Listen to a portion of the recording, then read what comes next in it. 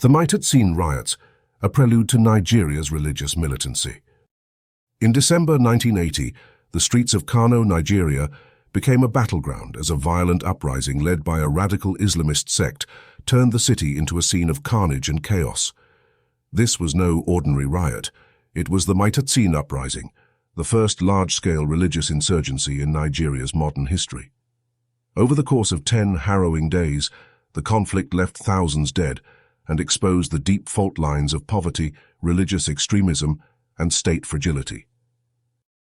The seeds of the crisis were sown years earlier with the emergence of Mohammed Marwa, a controversial preacher originally from Cameroon.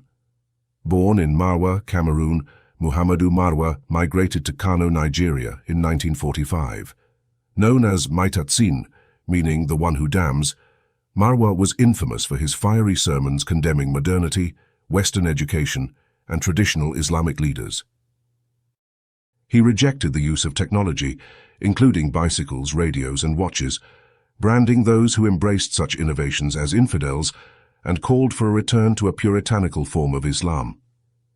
His disdain extended to Western education, which he believed corrupted Islamic purity. Marwa attracted a following among the urban poor in Kano, a city teeming with unemployed youth and migrants who felt alienated by the political and economic system.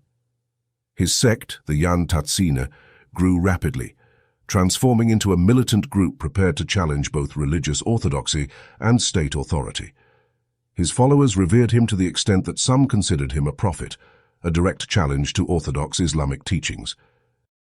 Tensions between the Maitatsine sect and local authorities had been simmering for years, marked by frequent clashes. In December 1980, these tensions reached a boiling point when police attempted to arrest Marwa and disband his sect. What followed was an eruption of violence that caught everyone off guard. Armed with bows, arrows, machetes, and a few firearms, Maitatsine's followers launched a ferocious attack on the police and anyone they perceived as an enemy. The violence quickly spread across Kano, with the Tatsine taking control of neighborhoods and setting homes, businesses and places of worship ablaze. The Nigerian military was called in to quell the uprising, leading to a brutal crackdown. The streets of Kano became a war zone as soldiers engaged in fierce battles with the insurgents. By the time the fighting ended, an estimated 4,000 people lay dead, including Marwa himself, who was killed during the operation. Despite the death of their leader, the Tatsine continued their insurgency. In October 1982, riots erupted in Bulumkutu near Maiduguri and in Kaduna, leading to over 3,000 deaths. Musa Makaniki, a close disciple of Maitatsine, emerged as the new leader during this period.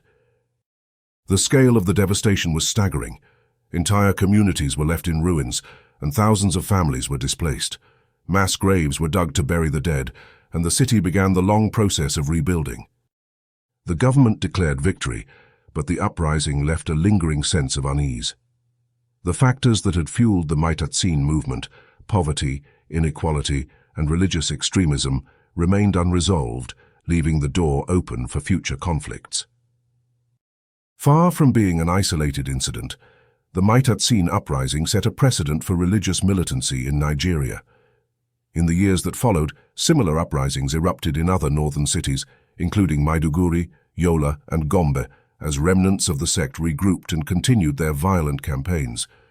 Each new conflict underscored the government's inability to address the root causes of extremism. The Maitatsine riots are often regarded as the precursor to Nigeria's later struggles with Islamist insurgencies, including the rise of Boko Haram. The parallels are striking.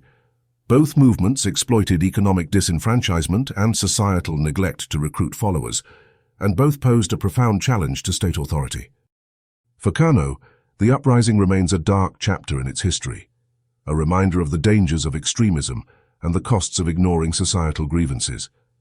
The city has since rebuilt, but the scars of 1980 linger, both physically and in the collective memory of its people.